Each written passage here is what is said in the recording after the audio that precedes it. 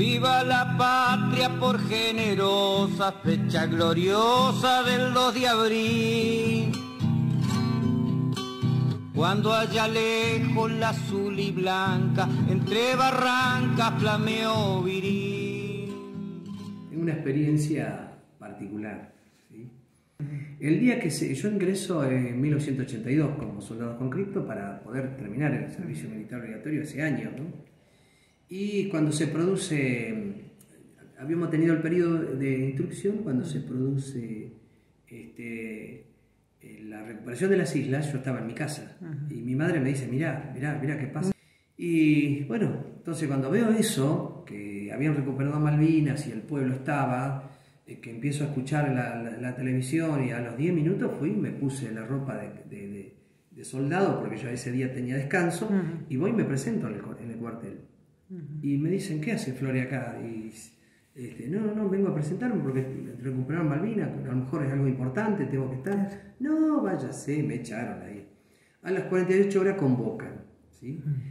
Nos presentamos en el cuartel, pero como yo era soldado nuevo, yo no tenía que ir al sur. Entonces, como necesitaban 4 soldados más, dice, señores, nos faltan 4 soldados, nos vamos al sur.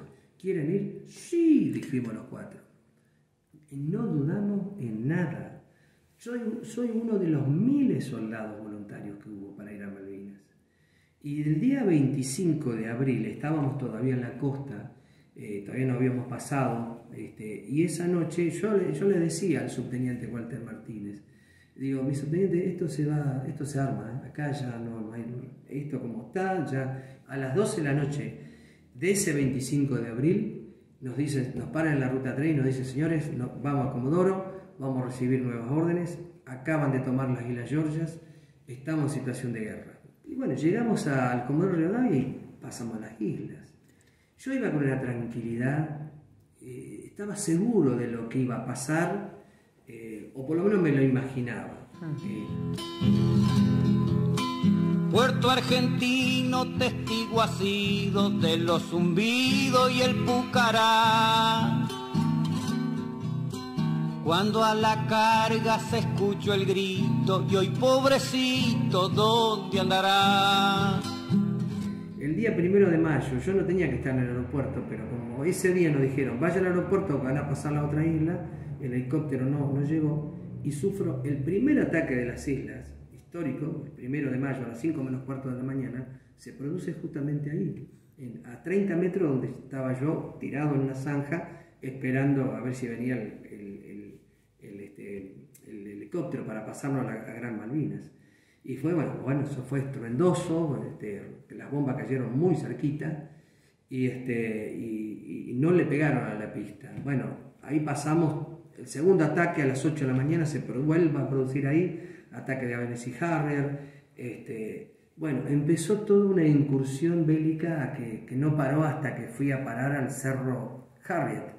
Entonces ahí fue una situación de decir, bueno, de acá no sé si salgo, pero ya tenía asumido. Ya no volverán, hijos de mi tierra, carne de una guerra, pero allá en el sur. Y el otro aspecto que te puedo decir que estaba convencido fue la carta que yo les hice a mi madre y a mi padre. El 21 de mayo de 1982 en el Cerro Harriet, en la trinchera, yo le hago 2 cartas en un solo sobre, porque tenían solo 2 hojitas. Entonces coloco una para mamá y la otra para papá. A mamá que todo estaba bien, que no se preocupe, estaba todo bárbaro, yo volvía pronto. Y a papá decía, papá, la realidad es esta. Acaban de atacar los aviones, la guerra es esto, está pasando esto, no sé si vuelvo. Y ahí me despido. Ahí me despido, porque yo le digo, pongo una frasecita que había copiado de una estampita, entonces le pongo, si Dios ha querido que sean mis últimos últimos días, quiero que te sientas orgulloso de mí como ser argentino, como soldado argentino y de ser tu hijo. Si no vuelvo es porque Dios ha querido que sea así. Y me despido de esa carta. Entonces yo estaba consciente de lo que iba a pasar y te juro que creí que no volvía. Yo dije, de acá vivo no puedo salir. Pero bueno, la fe era fuertísima. Uno se aferraba a la fe, teníamos un rosario con todos los soldados y lo agarrábamos así durante los bombardeos, pero aguantábamos como podíamos. Por eso mi pueblo, cada 2 de abril, levanta el fusil, vamos juventud. Situaciones límites que el miedo te paraliza y el miedo, todos tenemos miedo a la muerte, porque son situaciones límites, las bombas te están cayendo ahí, ¿viste? Si no te metiste entre las piedras, te arrancan los trozos de bomba que son las esquirlas, te arrancan el cuerpo. Los bombardeos fueron tremendos. Ramón González, el Moncho que conocemos acá, estaba a 10 kilómetros más atrás con los cañones y él me contaba, me decía, esa noche, del 11 al 12 de junio, fue la noche del 11 a las 9 de la noche, y se combatió durante 12 horas hasta el otro día a las 9 de la mañana, el 12 que caemos prisioneros, el 12 de junio. Y él varias veces me dice, ¡fua! Dice, el cerro Harry parecía que se prendía fuego, todo el cerro, dice. Y bueno, yo digo, era porque no podíamos levantar la cabeza y se veía toda esa iluminosidad tremenda, que había una batalla feroz, ¿no? Y donde uno estaba metido ahí, sálvese quien pueda. El problema era que no teníamos suficiente artillería, es decir, no teníamos cañones, no teníamos bombas para combatir a ellos, y a ellos les sobraba bombas. Y un fusil contra una bomba no podía hacer nada, a pesar que teníamos los británicos a 50 metros, ¿no? Pero bueno, era toda una confusión de que nos cercaron, nos cerraron, y tuvimos que entregar las armas el 12 de junio a las 9 de la mañana. Cuentan los muchachos de la Providencia que llamas rojizas se pudieron ver justo en el momento que 2 cañonazos desde un submarino tiró Lucifer. Nosotros nos informaron del hundimiento del Belgrano, pero no tomábamos dimensión, sí. ¿Por qué? Porque ya nosotros habíamos sufrido el ataque del 1 de mayo. Entonces, lo que sucedía después iba a ser para cualquiera, ¿sí? El derribo de un avión argentino, de un piloto argentino, como el hundimiento de un buque. Y no teníamos tiempo de ocuparnos mucho de lo que estaba pasando en la información, porque teníamos que ocuparnos de lo que nos pasaba en el terreno, ¿no? Fortalecer nuestra trinchera, observar permanentemente, sobre todo de noche, que se producían las incursiones nocturnas, las infiltraciones, o también las cuestiones de qué es lo que iba a pasar, la tensión que se generaba, que en cualquier momento, si ya habían hundido al crucero Belgrano el 2 de mayo, de aquí en más se venía, era seguro que se iba a venir el desembarco, es decir, la llegada de los británicos iba a ser inminente.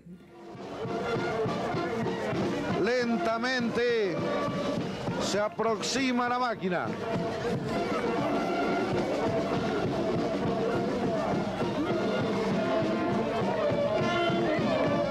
El público se ha volcado a los andenes. Hay pañuelos saludando.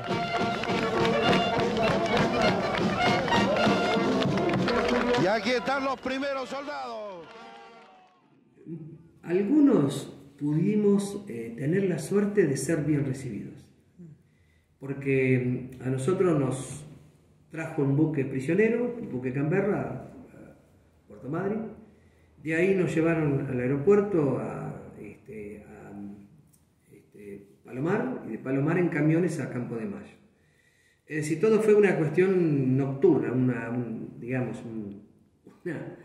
transporte nocturno, ¿sí? Para que no se visualice. Acá sí llegamos de día, que fue el día que Puerto Madryn se quedó sin pan, donde íbamos todos en camión y la gente nos gritaba héroes y muchos de los soldados pedíamos, ¿no tenés un pedacito de pan? Y bueno, y la gente salió todo Puerto Madryn a comprar pan.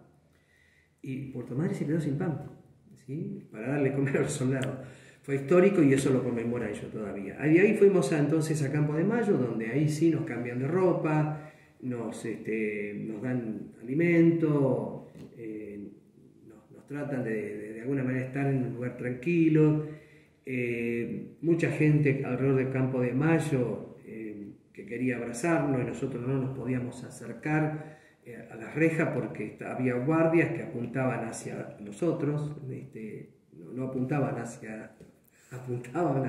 hacia los soldados argentinos, entonces era cuasi prisioneros, ¿no?